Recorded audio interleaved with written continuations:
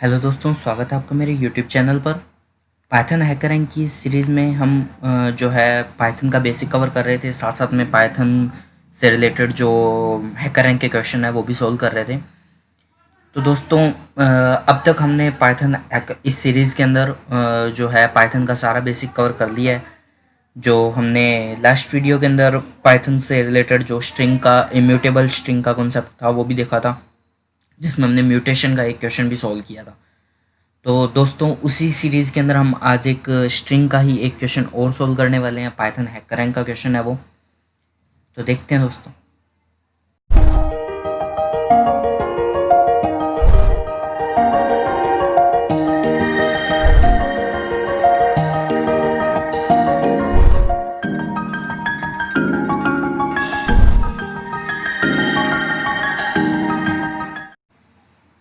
तो दोस्तों, ये है हमारा क्वेश्चन। फाइंड ए स्ट्रिंग से रिलेटेड क्वेश्चन है ये हमारा। इस क्वेश्चन में क्या है कि हमारे को स्ट्रिंग को फाइंड करना है। एक स्ट्रिंग, बड़ी स्ट्रिंग में से मतलब हमें सब स्ट्रिंग फाइंड करनी है, उसकी वो कितनी बार है। क्वेश्चन पढ़ते हैं हम, क्वेश्चन से समझ आएगा। In this challenge the user enters a string and ए सब स्ट्रिंग.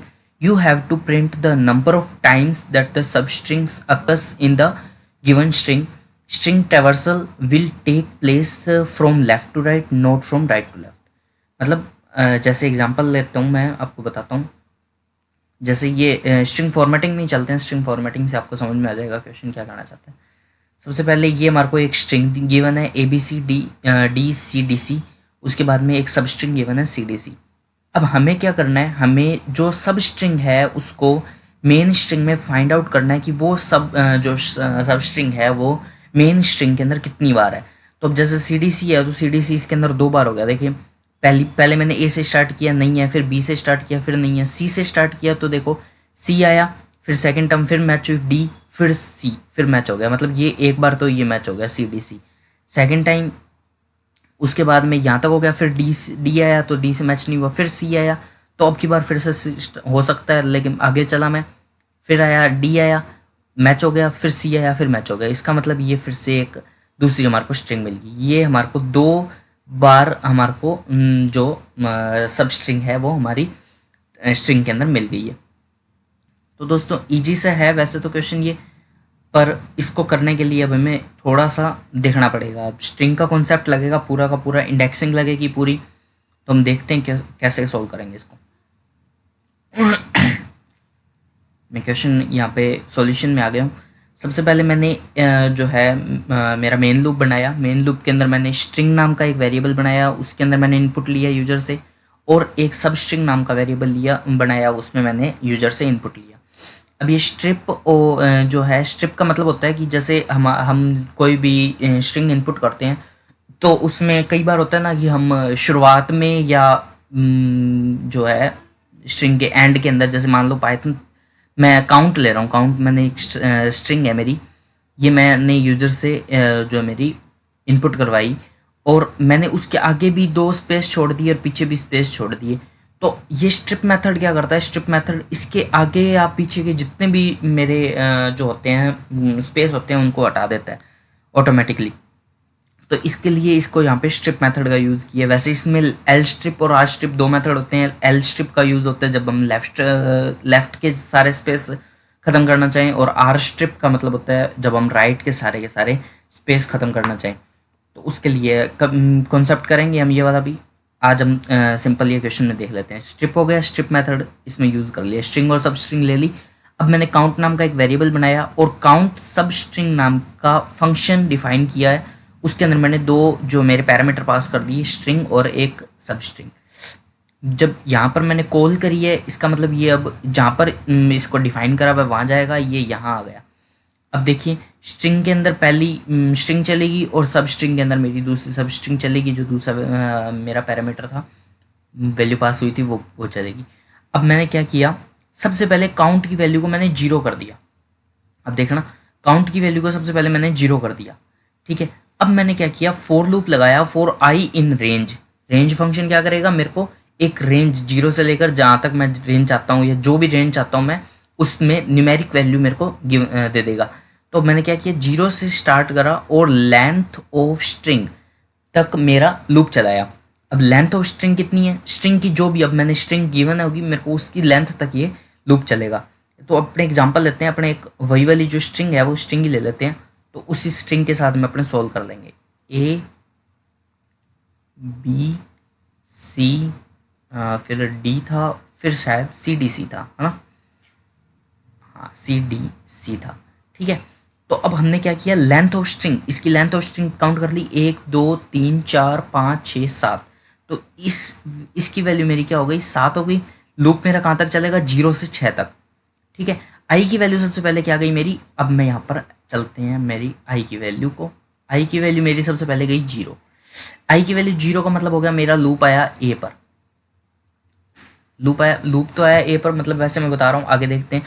इफ स्ट्रिंग आई, अब आई की वैल्यू 0, स्ट्रिंग आई से स्टार्ट करना है मेरे को। यहाँ पर मैंने इंडेक्सिंग लगाई है, स्ट्रिंग के अंदर इंडेक्सिंग का यूज किया है।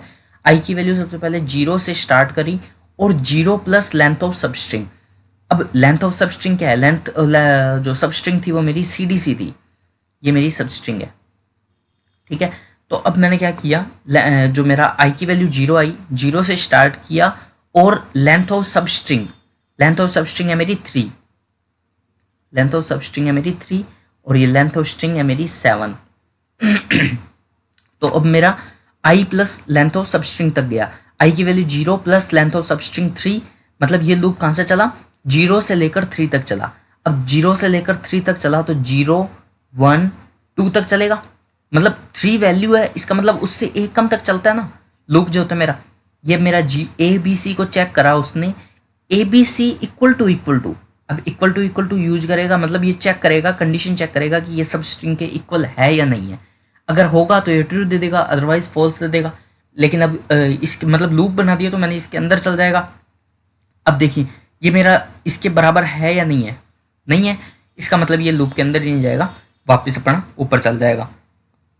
अब की बार मेरा क्या होगा, यहाँ से मेरे को कोई सब स्ट्रिंग मतलब काउंट की वैल्यू मेरी सी लिख देता हूँ मैं, सी की वैल्यू अब की बार फिर से 0 ही रही। ठीक है, नेक्स्ट टाइम आया मैं, आई की वैल्यू मेरी आ गई 1।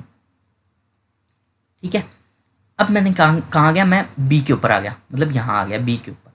ठीक है दोस्तों, अब बी के ऊपर आया तो मैंने क्या किया, आई की वैल्यू से स्टार्ट किया, आई की वैल्यू वापस वही सेम स्ट्रिंग में आई की वैल्यू कहाँ है, बी पे है, बी से स्टार्ट किया और 1 प्लस लेंथ ऑफ सब स्ट्रिंग, लेंथ ऑफ सब स्ट्रिंग 1 प्लस 3 4, मतलब अब की बार मेरा डी तक लूप चलेगा, बी सी डी मेरा ये लूप चला अब की बार। ये मतलब जो मेरी स्ट्रिंग में ये वैल्यू आ गई बी सी डी। अब बी सी डी चेक करेगा सब स्ट्रिंग के साथ में है, मैच होती है या नहीं होती, नहीं होती, छोड़ देगा, आगे चल जाएगा, सी की वैल्यू फिर से मेरी 0 रह जाएगी। ठीक है, अब आया मैं नेक्स्ट जो है मेरा, उसके पास आई की वैल्यू अब की बार मेरी हो गई मान लो 2, आई की वैल्यू 2 हुई, इसका मतलब सी पे आ गया मेरा लूप।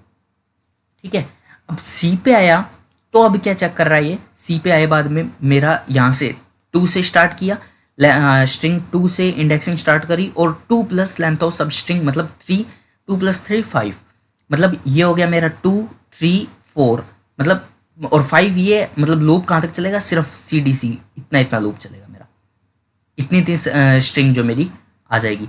अब C D C equal to substring, मतलब सी डी सी के साथ मैच हो गया तो अब ये लूप के अंदर आ जाएगा, यहाँ आ गया मेरा। अब क्या कर रहा है, काउंट प्लस इक्वल 1, काउंट की वैल्यू अब की बार क्या हो गई, 0 थी पहले, 0 प्लस 1 1 हो गई, सी की वैल्यू मेरी हो गई अब की बार 1। ठीक है, लूप खत्म हुआ, यहाँ से खत्म हुआ, उसके बाद फिर से फॉर लूप ऊपर गया। अब की बार मेरी आई की वैल्यू कितनी हो गई, 3 हो गई, आई की वैल्यू 3 हुई। सी की वैल्यू फिर से चेक करूंगा अब की बार मैं, आई जैसे ही 3 हुई, मतलब अब की बार कहाँ से कहाँ तक चलेगा, डी सी डी चला, डी सी डी पर अब की बार मेरा डी सी डी के अंदर ये जैसे डी, ये रहा डी सी डी, मैच नहीं हुआ, सी की वैल्यू सेम वही की वही 1 रह गई, आई की वैल्यू 4 हुई, फिर से सी की वैल्यू चेक करी, अब की बार सी डी सी, फिर यहाँ से ये चेक करा तो सी डी सी चेक करा, तो सी डी सी में चेक करते ही इसको क्या वो मेरा जो मेरा फिर से मैच हो गई। तो अब की बार सी की वैल्यू फिर से मैंने एक बढ़ा दी, सी की वैल्यू सी प्लस इक्वल 1 करते ही ये क्या हो गई, सी की वैल्यू हो गई 2। ठीक है, अब फिर से 4 तक लूप चल गया। अब 5वीं टर्म पे आया, 5वां डी पे आया, डी पे आते ही उसके बाद में उसने +3 करा, लेंथ ऑफ सब स्ट्रिंग +3 करते ही अब की बार ये बाहर चला गया लूप, मतलब जो मेरी स्ट्रिंग से बाहर चला गया, तो मेरा लूप आगे जाने की जरूरत ही नहीं है। इसका मतलब ये यहीं पे लूप खत्म हो जाएगा और सी की वैल्यू 2 हो जाएगी। अब मैंने क्या किया, लूप से बाहर आ गया, ये लूप से बाहर आते ही रिटर्न कर देगा काउंट को। अब काउंट की वैल्यू मेरी क्या है, 2 है, रिटर्न कर दिया काउंट। अब काउंट के अंदर वैल्यू आ गई मेरी 2 और मैंने उसको प्रिंट करवा दिया डायरेक्ट। ये देख सकते हो आप, इजी सी चीज़ थी, कुछ ज़्यादा कुछ खास नहीं था, ये सिंपल सा क्वेश्चन था। मतलब इंडेक्सिंग का मेन यूज़ करा है, स्ट्रिंग के अंदर इंडेक्सिंग का यूज़ करके ये हमने पूरा का पूरा कॉन्सेप्ट करा है। तो इसको रन करके दिखाते हैं अब हम। देखिए ये रहा, टेस्ट केस का जो था वो रन हो गया, टेस्ट केस सिंपल सा टेस्ट केस था, रन हो गया। ठीक है दोस्तों,